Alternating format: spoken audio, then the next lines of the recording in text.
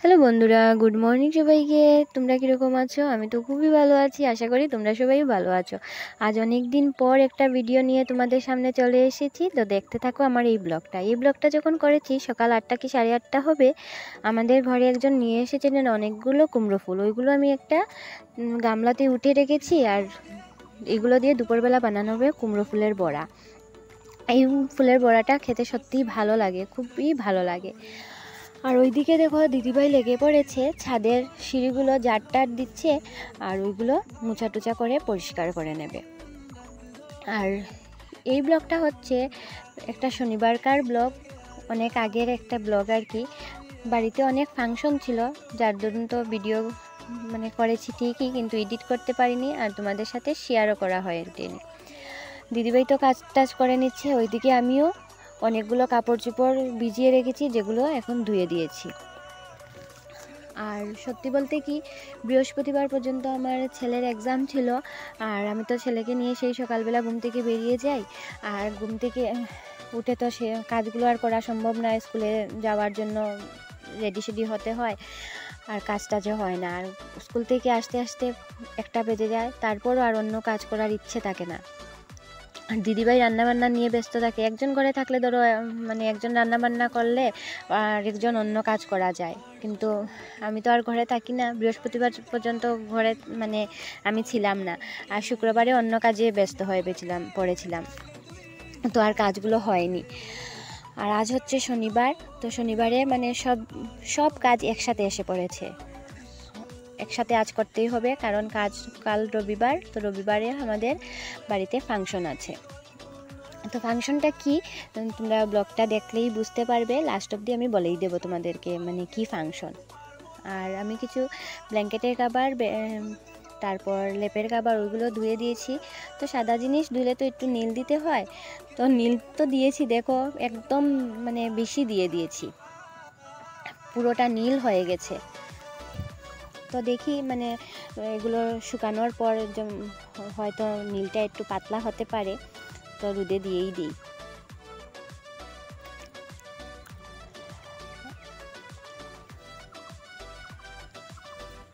আজ আমাদের বাড়িতে কেউ ফ্রি নেই, সবাই সবার কাজে ব্যস্ত। একজন যে বসে আছে সেইটা নয়, সবার কাজে ব্যস্ত। আর তারপর আমি ভাবলাম যে বেড কাভার সবগুলো যখন বেরো করে দিয়েছি, ধুয়ে দিয়েছি, তাহলে তুষকগুলো রোদে দিয়ে দিই, তুষক লেপ ওইগুলো রোদে দিয়ে দিই।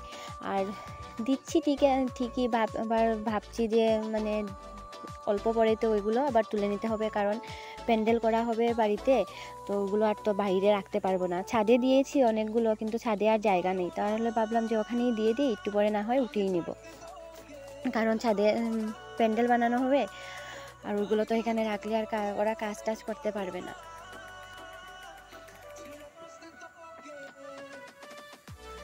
তো 1 থেকে 1.5 ঘন্টা রেখেছি, তারপর আমি ওগুলো উঠিয়ে নিয়েছিলাম।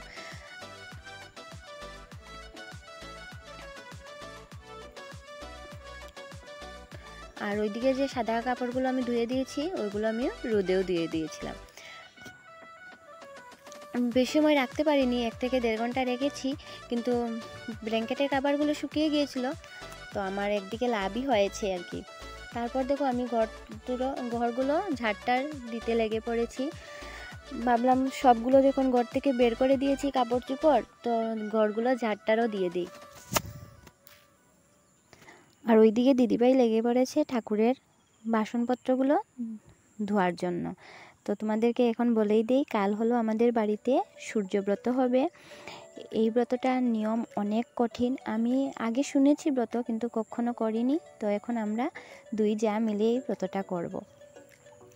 আর ওইদিকে দেখো প্যান্ডেলও বানানো হয়ে যাচ্ছে, প্যান্ডেলগুলোর জন্য ব্রাশ টাশ কাটা হয়ে গেছে, আর আমিও আমার তুষকগুলো উঠিয়েও নিয়েছি। আর দিদিভাই স্নান টান করে চলে এসেছে, এখন আটাগুলো চালনি দিচ্ছে। সকালবেলা বানানো হবে আমাদের ঘরে রুটি আর আলু দিয়ে একটা তরকারি। আজ আমরা নিরামিষ খাবো সবাই, তো আমি স্বর্ণবকে অল্প রুটি আর আলু তরকারি খাইয়ে দিচ্ছি। তারপর দেখো বাড়িতে মাইক টাইকও চলে এসেছে, গান টান হবে, মাইক টাইক তো লাগবেই। আর ঠাকুরের বাসনগুলো যেগুলো ধোয়া হয়েছে এখানে সাজিয়ে রাখা হয়েছে জলগুলো শুকানোর জন্য।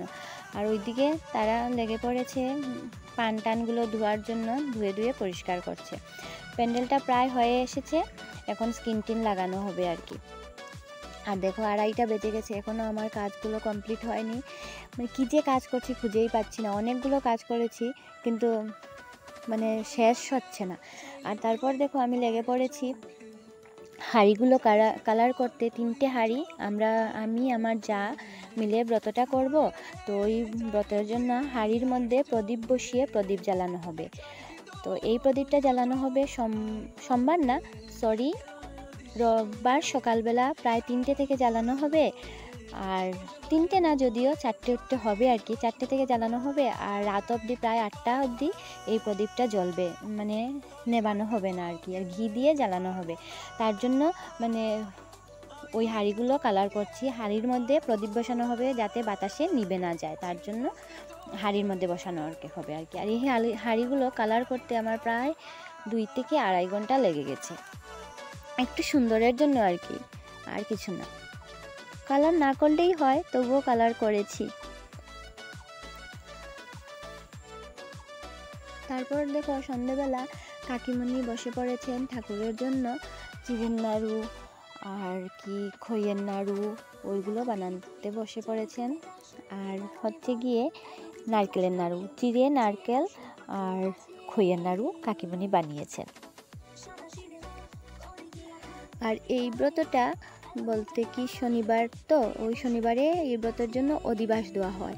তার জন্য দেখো একটা কলা গাছ লাগানো হয়েছে, সাথে একটা তুলসী গাছও লাগানো হয়েছে, মানে এটা সন্ধ্যেবেলায়।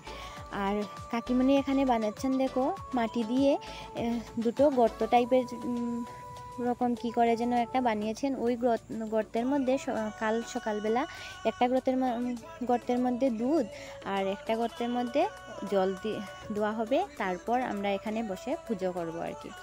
আর এইদিকে দেখো কালকের জন্য সবজি কাটতে বসে পড়েছেন। ইনি হলেন আমার মামি শাশুড়ি, আর এই হচ্ছে আমার ননদ রুবি, আর ওইদিকে হচ্ছে আমার শাশুড়ি মা। আর ওইখানে দেখো এখানে কীর্তন করছেন ওরা সবাই মিলে, মানে গ্রামের সবাই। এখানে গান গাওয়া হবে, অধিবাস হবে আজ। তো সবাই আসেননি, একজন একজন করে আর কি আসবেন।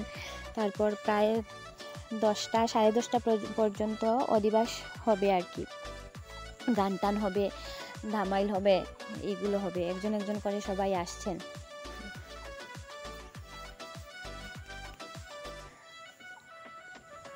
আর এই যে দেখো একটা পোকা, এই পোকাটা মানে আমি আর আগে মানে আমার বাবার বাড়ি বিয়ের আগে আমি এই পোকাটা দেখিনি। এই পোকাটার উপরে আমার পা পড়ে গেছিলো, আর দেখো পোকাটার ভিতর থেকে একটা সাপ বেরিয়েছে। কখনো কখনো এই পোকাটার ভিতর থেকে প্রায় 2-3টেও সাপ বেরিয়ে যায়। আর যখন সাপ বেরোয় তখন পোকাটা মরে যায় আর কি, আর সাপটা থাকে। তো এই পোকাটা আমি কখনো দেখিনি, হঠাৎ যখন পোকাটা এসেছে তোমাদের সাথে শেয়ার করলাম। ভাল লাগে হাঁটতে তোর হাত ধরে, ভাবনা তোর আসছে দিন রাত ধরে। ভাল লাগে হাঁটতে তোর হাত ধরে, ভাবনা তোর আসছে দিন রাত ধরে।